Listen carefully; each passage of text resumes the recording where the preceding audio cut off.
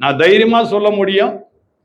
உலகத்துல இருக்கிற அத்தனை பேரும் என்ன பாவி, என்ன சங்கி, நான் மோசமானவன், நான் பிஜேபி காரன், இல்ல நான் அந்த காரன் இந்த காரன் சொன்னாலும், நெருக்கத்திலே உம்மை அழைத்தேன், நெருங்கி சரி கழித்தே, நெருக்கத்திலே உம்மை அழைத்தேன், நெருங்கி உதவி எனக்கு அளித்தே, திசை கெட்டெங்கும் அழிந்திடாமல் தீவிரம் வந்தனை தாங்குகின்றீர், உம் பாதம் பணிந்தேன் என்னாலும் துதியே, உம்மையன்றி யாரை பாடுவேன், இசையா உந்த நண்பு உள்ளம் பொங்குதே.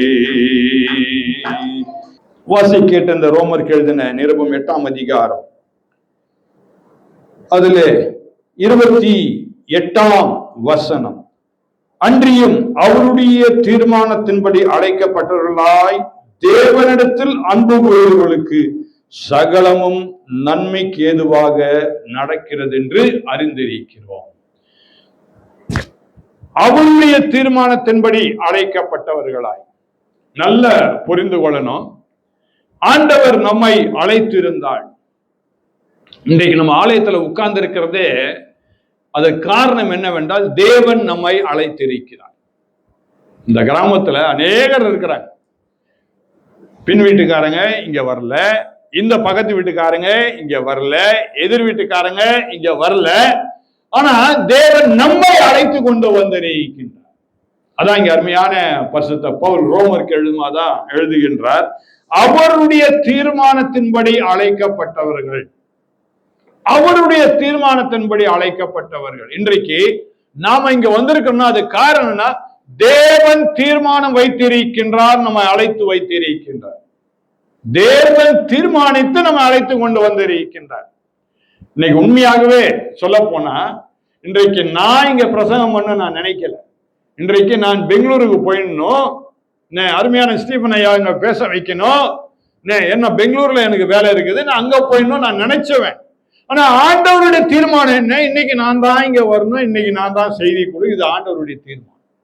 ஆக தேவனுடைய தீர்மானத்தின்படி அழைக்கப்பட்டவர்களாய் நாம் இருக்கும் பொழுது என்ன நடக்கும்னா, சகலமும் நன்மைக்கு ஏதுவாக நடக்கும் என்று சொல்லி அவர் அழகாக அவர் எழுதுகின்றார்.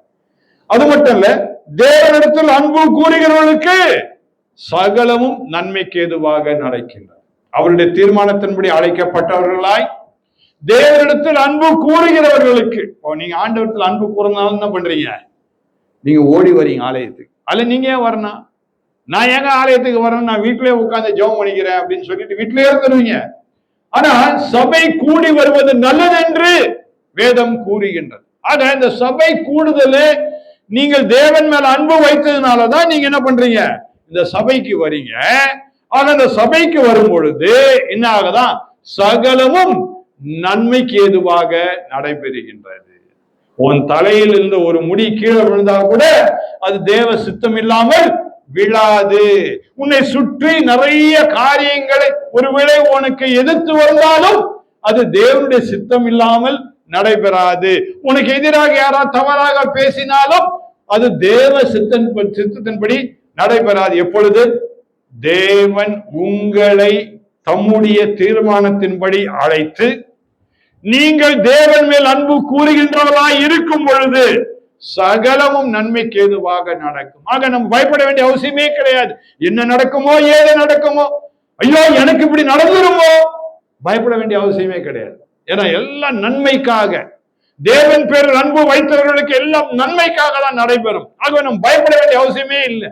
என்னவா நடந்துட்டு போட்டோம், என்னவா நடந்துட்டு போட்டோம், நம்ம தைரியமாக ஆண்டவர் பேரில் அன்பு செலுத்தும் பொழுது ஆண்டவர் சகலமும் நமக்கு நன்மைக்கு ஏதுவாக தான் நடத்துவார்.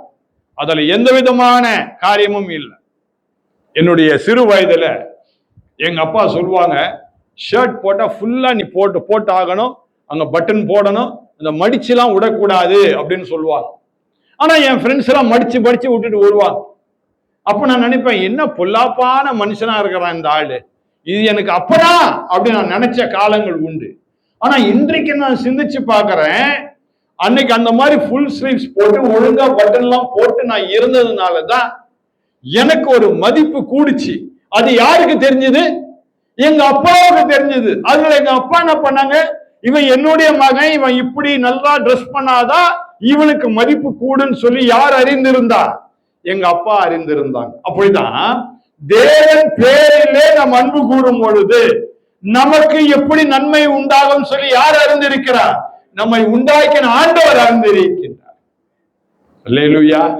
ஆனா அவருக்கு தெரியும், அவர் நமக்காக நன்மையான காரியத்தை செய்கின்றவர். உனக்கு பாடு அனுபவிப்பதற்காக தேவன் உன்னை உருவாக்கவே இல்லை. நீ நலமாய் இருக்க வேண்டும் என்று விரும்பி தேவன் அதனால்தான் இந்த உலகத்திலே முதல் மனிதனை உண்டாக்கும் பொழுது அவர் என்ன சொன்னாரு? இது எல்லாவற்றையும் நீங்கள் ஆண்டு கொள்ளுங்கள், இது உங்களுக்காக உருவாக்கப்பட்டது என்று சொல்லி ஒரு அதிகாரத்தை கொடுத்தார். இந்த உலகத்தில் உள்ளவைகள்லாம் யாருக்குரியதா? தேவன் பேரில் அன்பு உள்ளவர்களுக்கு இந்த உலகத்தில் உள்ள அனைத்தும் உண்டு. ஆனா நாம என்ன நினைக்கிறோம்? என்கிட்ட பணம் இல்ல, எனக்கு அந்த பதவி இல்ல, எனக்கு அந்த அதிகாரம் இருக்குதா அப்படின்னு நாம தான் நம்மை நாமே தாழ்த்தி கொண்டு இருக்கின்றோம். இல்லவே இல்லை. நீ தேவன் பேரில் அன்பு கூறுவதாக இருக்கும் பொழுது ஆண்டவர் சகலமும் உனக்கு நன்மைக்கு ஏதுவாக அவர் நடத்துவார். அடுத்ததாக நாம் பார்க்கும் பொழுது ஆண்டவர் அழகாக அவர் சொல்லுகின்றார். 30ஆம் வசனத்துல அழகாக சொல்லுகின்றார், எவர்களை முன் குறித்தாரோ அவர்களை அழைத்தும் இருக்கிறார், எவர்களை அழைத்தாரோ அவர்களை நீதிமான்கள் ஆக்கி இருக்கிறார், எவர்களை நீதிமான்கள் ஆக்குகிறாரோ அவர்களை மகிமைப்படுத்தி இருக்கிறார். அல்லேலூயா. எத்தனை அருமையாக அவர் சொல்லுகின்றார். எவர்களை அழைத்திருக்கின்றார்களோ அவர்களை முன் குறித்திருக்கிறார் என்று சொல்லி அவர் சொல்லுகிறார். எவர்களை முன் குறித்தாரோ அவர்களை அழைத்திருக்கிறார் என்று சொல்லி அவர் சொல்லுகின்றார். எவர்களை முன் குறித்தாரோ அவர்களை அழைத்திருக்கின்றார். என்ன தெரியுமா அர்த்தம்? 139ஆம் சங்கீதத்துல பாத்தீங்கன்னா அங்க அருமையான தாவீது ராஜா சொல்றாரு, என் தாய் நான் கருவாய் இருக்கும் பொழுதே தேவன் என்னை தம்முடைய புத்தகத்திலே எழுதி வைத்து விட்டார். நான் கருவாய் இருக்கும் பொழுதே தேவன் என்னை தம்முடைய புத்தகத்திலே எழுதி வைத்து விட்டார். இன்றைக்கு இந்த ஜூலை மாதம் 24ஆம் தேதி இந்த ஆலயத்திலே நான் பிரசங்கம் பண்ணுன்னு சொல்லி தேவன் என்னுடைய தாயின் வயிற்றிலே நான் கருவாய் இருக்கும் பொழுதே என்னை குறித்து எழுதி வைத்து விட்டார். அல்லேலூயா, அல்லேலூயா. எத்தனை அற்புதமான ஆண்டவர் நம்முடைய ஆண்டவர். ஐயா, தேவன் யாரை முன் குறித்தாரோ அவர்களை அழைத்திருக்கிறார். அடுத்தது நாம் பார்க்கின்றோம், எவர்களை அழைத்தாரோ அவர்களை நீதிமான்கள் ஆக்குகின்றார். அல்லேலூயா. என்ன மாதிரி பொல்லாப்பானவன் இந்த உலகத்திலேயே கிடையாது. ஆனா தேவனை பண்ணிட்டார், என்னை முன் குறித்து வைத்து விட்டார்.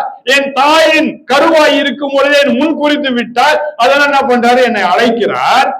அழைத்தவர் என்ன பண்றாரு? என்ன நீதிமானாக மாற்றுகின்றார்.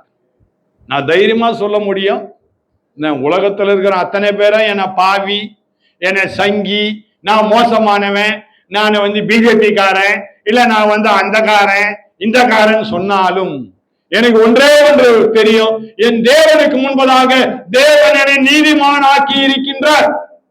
அந்த நிச்சயம் எனக்கு இருக்கு. அல்லேலூயா. உன்னை அறிந்தால், நீ உன்னை அறிந்தால் உலகத்தில் போராடலாம். முதலாவது உன்னை நீ அறிந்து கொள்ளணும். உன்னையே நீ தாழ்த்தி, ஐயோ என்ன அப்படி சொல்லிட்டா, என்னவை இப்படி சொல்லிட்டா, என்னை பற்றி இப்படி பேசுறான், அதை பற்றி பேசுறான், ஐயோ போச்சு என் வாழ்க்கையே போச்சு அப்படின்னு நீ நினைச்சனா உன்ன மாதிரி முட்டாள் யாருமே இல்லை. உனக்கு தேவன் பேர்ல அன்பு இல்லை. அதான் அர்த்தம். தேவன் உன்னை முன் குறித்து வைத்து விட்டாருங்க, தேவன் உன்னை அழைத்து விட்டாருங்க, தேவன் உன்னை நீதிமானாக்கி விட்டார். அந்த நிச்சயம், அந்த நம்பிக்கை, அந்த விசுவாசம் உனக்குள்ள இருக்க வேண்டும். அதுதான் முக்கியம். அடுத்து என்ன சொல்றாரு? நீதிமான்கள் ஆக்கின பிற்ப என்ன பண்றார்? எவர்களை நீதிமான்கள் ஆக்கினாரோ அவர்களை மகிமைப்படுத்தியும் இருக்கிறார். கரங்களை தட்டி தேவனை மகிமைப்படுத்துவோம். தேவன் நம்மை மகிமைப்படுத்தி இருக்கின்றார். மற்றவருடைய பார்வையில நம்ம பாக்கெட்ல 5 பைசா கூட இருக்காது. ஆனா பார்க்கிறவன் கண்ணுல எப்படி தெரியும்? ஐயோ, அவனுக்கு என்னடா, அவன் பெரிய கோடீஸ்வரன்டா, அவன் பெரிய பணக்காரன்டா, அவன் பெரிய ஆளுடா அப்படின்னு பேசத்தக்கதாக தேவன் நம்மை வைத்திருக்கின்றார். அல்லேலூயா, அல்லேலூயா.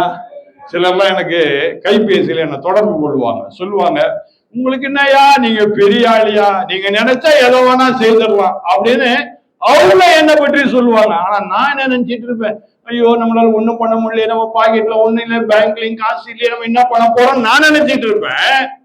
ஆனா சொல்லும் போது எதிர் சைட்ல இருக்கிறவங்க என்ன சொல்லுவாங்க, உங்களுக்கு என்னையா, நீங்க பெரிய ஆளியா, நீங்க நினைச்ச காரியத்தை செய்திருவீங்க, உங்களுக்கு தான் சர்வசாரமா கோடிகள்ல பணம் வருதையான்னு. எவ்வளவு வருது? கோடிகள்ல உங்களுக்கு பணம் வருதுயான்னு. இது வரைக்கும் 1 கோடி கூட என் கையால் என்னது கிடையாது. ஆனா கோடிகள்ல பணம் வருதுன்னு. ஆக தேவன் நம்மை முன்குறித்தார், அடுத்தது அழைத்தார், அடுத்தது நீதிமான் ஆக்குகின்றார். நீதிமான் ஆக்கும் போது தேவன் நம்மை மகிமைப்படுத்தி இருக்கின்றார். அல்லேலூயா, அல்லேலூயா. மற்றவங்க கண்ணுக்கு முன்பதாக நாம் மகிமையா இருக்கும்படியாக தேவன் நம்மை வைத்திருக்கின்றார். நம்மளை எவன பிச்சைக்காரன் நம்மளை சொல்லவே முடியாது. ஆண்டவர் மகிமையிலே நிறுத்தி இருக்கின்றார். எத்தனை பெரிய பாக்கியம், எத்தனை பெரிய ஆசீர்வாதம். இதுதான ஆசீர்வாதம். இதை விட மேன்மையா வேற என்னங்க வேணும் நமக்கு இந்த வாழ்க்கையில? சிந்திச்சு பாருங்க, தேவன் எத்தனை நல்லவர். ஆகதான் ஆண்டவர் சொல்றாரு, தேவன் பேரில் அன்பு கூறுகிறவர்களுக்கு சகலமும் நன்மைக்கேதுவாய் நடைபெறும். அடுத்ததாக நாம் பார்க்கும் பொழுது என்ன சொல்லுகின்றார்? அவர் அழகாக அவர் சொல்லுகின்றார். 36ஆம் வசனத்தில் அவர் சொல்லுகிறார், கிறிஸ்துவின் அன்பை விட்டு நம்மை பிரிப்பவன் யார்? உபத்திரவமோ, வியாகுலமோ, துன்பமோ, பசியோ, நிர்வாணமோ, நாச மோசமோ, பட்டயமோ அப்படின்னு சொல்லிட்டு, மரணமானாலும் ஜீவனானாலும் தேவ தூதர்களானாலும் அதிகாரங்கள் ஆனாலும் வல்லமைகள் ஆனாலும் நிகழ்காரியங்கள் ஆனாலும் வரும் காரியங்கள் ஆனாலும் உயர்வானாலும் தாழ்வானாலும் வேற எந்த சிருஷ்டி ஆனாலும் நம்முடைய கர்த்தராகிய கிறிஸ்து இயேசுவில் உள்ள தேவனுடைய அன்பை விட்டு நம்மை பிரிக்க மாட்டார் என்று நிச்சயித்திருக்கிறேன். கிறிஸ்துவின் அன்பை விட்டு நம்மை பிரிப்பவன் யார்? ஐயா, தேவன் பேர்ல அன்பு கூர்ந்துட்டா, ஆண்டவர் தான் எனக்கு எல்லாம் சொல்லிட்டா, நம்ம யாரும் ஆண்டவரை விட்டு பிரிக்க முடியாது. எந்த காரியமும் நம்ம பிரிக்க முடியாது. எந்த உலகத்தின் அதிகாரம் நம்மளை பிரிக்க முடியாது. நம்ம தேவன் பேர்ல அன்பு வைத்திருக்கின்றவர்களாய் நாம் இருக்க வேண்டும். நம்ம வேஷதாரிகளாய் இருக்கவே கூடாது. தேவன் பேர்ல அன்பு இருந்தா வேஷதாரிகளாய் இருக்கவே மாட்டோம். அவ்வப்போது சூழ்நிலைக்கு ஏற்ற மாதிரி மாறிக்கொண்டே இருப்பாங்க சிலர்லாம். என்னங்க பண்றது, நான் நல்லா தாங்க இருந்தேன், என் சூழ்நிலை என்ன மாத்திடுச்சுங்க. அது எப்படி உன் சூழ்நிலை உன்னை மாத்தம்? நீ ஆண்டவர் பேர்ல அன்பு வச்சிருந்தா எப்படியா சூழ்நிலை உன்னை மாத்தம்? இங்க அழகாக எழுதுகிறார், எந்த காரியமோ கிறிஸ்து அன்பை விட்டு என்னை பிரிக்க மாட்டார் என்று நிச்சயித்திருக்கிறேன். இயேசுவின் பேரிலே உனக்கு அன்பு இருந்தா எந்த ஒரு சூழ்நிலையும் உன்னை மாத்தவே முடியாது. எப்பேற்பட்ட சூழ்நிலை வந்துட்டு போட்டு, ஒருவேளை என்னை கொண்டு போய் பிரதமரை போய் பார்க்கணும் அப்படின்னா இப்படிதான் நான் போவேன். எனக்கு மேல இருக்கிற அபிஷேகம் இதுதான். இந்த அபிஷேகத்தோட தான் நான் போய் இதே அங்கேயே கொண்டுதான் போட்டு அங்க போய் நிற்பேன். ஏன்னா எனக்கு ஒரு அங்கி, எனக்கு ஒரு அங்கீகாரம் ஆண்டவர் கொடுத்திருக்கிறார், எனக்கு ஒரு அதிகாரத்தை ஆண்டவர் கொடுத்திருக்கின்றார். நான் இதுலதான் நான் போவேன். நான் ஏன் பயப்படணும்? ஒருவேளை அவங்க ஏற்றுக்கொள்வாங்களா ஏற்றுக்கொள்ள மாட்டாங்க, அதை பற்றி நீ கவலைப்படாத. உனக்கு இருக்கிற பலத்தோடு கூட நீ போ. நல்லா எனக்கு இந்த காரியம் சொல்லுமோ ஒரு காரியம் ஞாபகம் வருகிறது. கோலியாத்து முன்னாடி போய் இந்த தாவீதை போய் நிக்க வைக்கிறாங்க. அப்ப என்ன பண்றாங்க, அந்த சவுல் என்ன பண்றாரு, அந்த ஆயுதங்கள் உடையை என்ன பண்றாங்க தாவீது கொடுக்குறாங்க. அப்பதான் நீ என்ன பண்ண முடியும், கோலியாத்து கூட சண்டை போட முடியும்னு சொல்லிட்டு அந்த ஆயுதங்கள் அந்த உடையை கொடுக்குறாங்க. அப்போ எல்லாத்தையும் மாட்டிட்டு அவன் என்ன சொல்றான், ஐயா இதெல்லாம் நம்ம சரிப்பட்டு வராதுங்க, தூக்கி போடுதெல்லாம் எனக்கு ஒரே ஒரு ஆயுதம் தான் எனக்கு இருக்குது, நான் எப்பவும் நான் பயன்படுத்துகிற ஆயுதம் அது தேவன் எனக்கு கொடுத்தது அப்படின்னு சொல்லிட்டு என்ன எடுத்தான்? ஒரு கூழாங்கல்லும் கவனம் தான் கையில எடுத்தான். முடிஞ்சு போச்சு கதை. அது தேவன் அவனுக்கு கொடுத்த ஆயுதம். அதை எடுத்தான், டொக்கு நடிச்சான், முடிஞ்சு போச்சு. அப்பேற்பட்ட கோலியாத்தை டமாலி கீழே விழுந்தான். ஐயா, உனக்கு ஆண்டவர் கொடுத்திருக்கிற அந்த ஆயத்தோடு கூட நீ இரு. எந்த ஒரு காரியமும் இயேசுவின் அன்பை விட்டு உன்னை பிரிக்க மாட்டாது. அந்த தாவீது சொன்ன வார்த்தை என்ன தெரியுமா? என் தேவனுடைய பலத்தினாலே இந்த கோலியாத்தை நான் வீழ்த்துவேன் அப்படின்னா. ஏன்? அந்த ஆண்டவர் பேரில் அவன் வைத்திருந்த அன்பு அதை சொல்ல வைத்தது. இன்னைக்கு நமக்கு அந்த தைரியம் இருக்குதா சொல்றதுக்கு? என் கூட ஆண்டவர் இருக்கிறார், நான் ஆண்டவரை நேசிக்கிறேன், எதையும் நான் சாதிப்பையா, நான் பயப்பட மாட்டேன் எதுக்கும் அப்படின்னு சொல்லக்கூடிய தைரியம் நமக்கு இருக்குதா? நம்ம கொஞ்சம் ஏதாவது ஒரு சட்டத்தை போட்டவனே, ஐயோ கிறிஸ்தவனுக்கு எதிராக சட்டம் வந்துடுச்சுங்க, ஒன்னும் பண்ண முடியாது, நீ உண்மையான கிறிஸ்தவனா இருந்தா யாரும் தொடர முடியாது, இயேசு அன்பை விட்டு பிரிப்பவன் யார்? எவ்வளவு தைரியமா சொல்றாரு பரிசுத்த பவுல். ஏன் நமக்கு அந்த தைரியம் இல்லை? காரணம் என்னன்னா, இயேசுவின் பேரில் நமக்கு அன்பு இல்லை. அவர் பேரில் நமக்கு அன்பு இருந்தா, அவர் நம்மை முன் குறித்து வைத்திருக்கின்றார் என்கின்ற விசுவாசம் இருந்தார், அவர் நம்மை அழைத்திருக்கின்றார் என்கின்ற நம்பிக்கை இருந்தார், கிறிஸ்துவின் அன்பை விட்டு நம்மை பிரிப்பவன் யார்? சகலமும் நமக்கு நன்மைக்கு ஏதுவாக நடைபெறும். கண்களை மூடி ஜெபம் செய். தேவனுடைய அன்பு நமக்குள்ளே இருக்கின்றதா? ஆண்டவர்கிட்ட சொல்லுவோம், ஆண்டவரே நான் உம்மை நேசிக்கின்றேன், ஆண்டவரே, ஆண்டவரே நான் நேசிக்கின்றேன், ஆண்டவரே, இந்த உலகத்தில் உள்ளவைகளிலும் இந்த உலகத்தில் உள்ளவர்களிலும் அதிகமாக உம்மை நான் நேசிக்கின்றேன். I love you Lord. நான் உம்மை நேசிக்கிறேன் ஆண்டவரே, நான் உம்மை நேசிக்கிறேன், நான் உம்மை நேசிக்கிறேன் ஆண்டவரே, நான் உம்மை நேசிக்கிறேன் ஆண்டவரே, நான் உம்மை கட்டி அரவணைத்துக் கொள்கின்றேன் ஆண்டவரே, நான் உம்மை முத்தமிடுகின்றேன் ஆண்டவரே, நீர்தான் எனக்கு எல்லாம் என்று சொல்லி நம் ஆண்டவர்கிட்ட நாம் சொல்லுவோம். ஆண்டவர் தான் நமக்கு எல்லாமாய் இருக்க, ஆண்டவர் தான் நமக்கு எல்லாமாய் இருக்க. எல்லாம் என் இயேசுவே, எல்லாம் அவரே,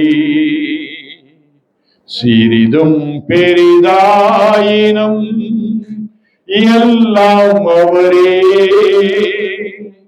புதிதாயன் ஜீவியம் மாற்றுகின்றார், எனக்கெல்லாம் இயேசுவே என்றென்றுமே, எல்லாம் என் இயேசுவே, எல்லாம் அவரே, சிறிதும் பெரிதாயினும் எல்லாம் அவரே, புதிதாயன் ஜீவியம் மாற்றுகின்றார், எனக்கெல்லாம் இயேசுவே என்றென்றுமே. நாம் இந்த காலை நேரத்துல ஆண்டவர்கிட்ட சொல்லுவோம், ஆண்டவரே ஐ லவ் யூ ஜீசஸ், நான் உம்மை நேசிக்கிறேன் ஆண்டவரே, நான் உம்மை நேசிக்கிறேன் ஆண்டவரே என்று நாம் சொல்லுவோம். ஆண்டவர் அப்படியே நம்மை கட்டி அரவணைத்துக் கொள்வார். நம்முடைய தேவைகள் எல்லாவற்றையும் தேவன் சந்திப்பார். ஒரு நாளும் இந்த உலகத்தின் உபத்திரமோ வியாதியோ வியாகுலமோ நிந்தையோ எதுவும் தொடாதபடிக்கு தேவன் உன்னை காத்துக் கொள்வார். ஆம் ஆண்டவரே, இந்த காலை நேரத்திலே உம்மை தேடி நாங்கள் வந்தோம், உங்களுடைய வார்த்தைகளை நாங்கள் கேட்டோம். ஆண்டவரே, உன் பேரிலே நாங்கள் அன்பு செலுத்துகின்றோம் ஆண்டவரே, உம்மை கட்டி முத்தமிடுகிறோம் ஆண்டவரே. நீர் எங்களை பாதுகாத்துக் கொள்ளும், நீர் எங்களை வழி நடத்தும். உமக்கு எல்லா துதிகள மகிமே நாங்கள் செலுத்துகின்றோம். மீட்பர் இயேசு கிறிஸ்துவின் நாமத்திலே ஜெபிக்கின்றோம் எங்கள் நல்ல பிதாவே, ஆமென். நமது ஆண்டவராகிய இயேசு கிறிஸ்துவின் கிருபையும் பிதாவாகிய தேவனுடைய அன்பும் பரிசுத்த ஆவியின் ஐக்கியமும் சமாதானமும் நம் அனைவரோடு கூட இன்றும் என்றும் இருப்பாராக. ஆமென். சேர்ந்து சொல்லுவோம், என் ஆத்துமாவே என் முழு உலமையோடு பரிசுத்த நாமத்தை ஸ்தோத்திரி, என் ஆத்துமாவே கர்த்தரை ஸ்தோத்திரி, கர்த்தர் செய்த சகல உபகாரங்களையும் வருவார். ஆமென்.